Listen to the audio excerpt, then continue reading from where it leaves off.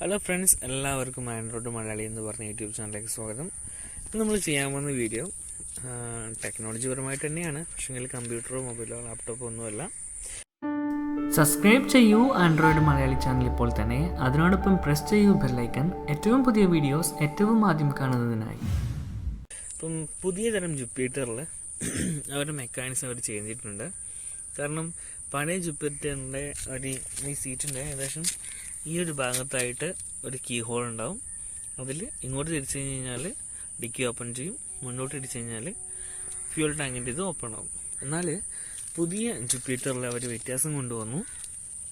ഈ ഒരൊറ്റൊരു കീ ഹോളിൽ തന്നെ എല്ലാ പരിപാടിയും നമുക്ക് ചെയ്യാൻ പറ്റും. അപ്പം ഞാൻ ഈ വീഡിയോ തയ്യാറാക്കാൻ കാരണം മറ്റൊന്നുമല്ല, ഇതെൻ്റെ റിലേറ്റീവിൻ്റെ വണ്ടിയാണ്. അപ്പം ഇതെടുത്തിട്ട് ഇന്ന് പമ്പ് പോയ സമയത്ത് അവിടുന്ന് ഈ ഫ്യൂല് ടാങ്കിൻ്റെ അത് ഓപ്പൺ ചെയ്യാൻ ഞാൻ കുറച്ച് പ്രയാസപ്പെട്ടു. അപ്പോൾ എങ്ങനെയാണെന്നുള്ളത് ഞാൻ പറഞ്ഞുതരാം. അപ്പം അതിൻ്റെ മെക്കാനിസം നമുക്ക് നോക്കാം. ഇതിൽ ചാവി നമ്മൾ ഇടുക, സിമ്പിളായിട്ട് ഇങ്ങോട്ട് തിരിച്ചു കഴിഞ്ഞാൽ ഓൺ, നമ്മുടെ വണ്ടി ഓണായി കിട്ടും. ഇപ്പം വണ്ടി ഓഫായി. ഇനി ഹാൻഡിൽ ബാർ ഇങ്ങോട്ട് ചെരിച്ചിട്ട് ഇത് ഒന്ന് അമർത്തിയാക്കി കഴിഞ്ഞാൽ എന്താവും, നമ്മളെ ഹാൻഡിൽ ലോക്കായി. അതുപോലെ തന്നെ നിങ്ങൾക്ക് സീറ്റാണ് ഓപ്പൺ ചെയ്യണമെങ്കിൽ ജസ്റ്റ് ഒന്ന് ഇങ്ങോട്ട് ആയി കൊടുക്കുക. ഒരു സൗണ്ട് കേട്ടില്ലേ? അപ്പോൾ നമുക്ക് ഇവിടുന്ന് ഇങ്ങനെ സീറ്റ് ഓപ്പൺ ചെയ്ത് ചെയ്യാം.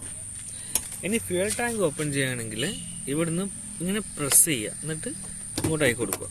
അപ്പോൾ എന്ത് ചെയ്തിട്ടുണ്ട്, സീറ്റ് ടാങ്ക് ഇങ്ങനെ നമ്മളെ ഫ്യൂൽ ടാങ്ക് തുറന്നു കിട്ടും. ഒന്നുകൂടി കാണിക്കാം. ജസ്റ്റ് മുന്നോട്ട് പ്രസ് ചെയ്യുക, എന്നിട്ട് ഇങ്ങോട്ട് തിരിക്കുക. അപ്പോൾ ഇതിങ്ങനെ ഓപ്പണായി കിട്ടും. വണ്ടി ഓണാക്കണമെങ്കിൽ ജസ്റ്റ് ഇങ്ങനെ മുന്നോട്ടാക്കിയാൽ മതി, വണ്ടി ഓണായി കിട്ടും.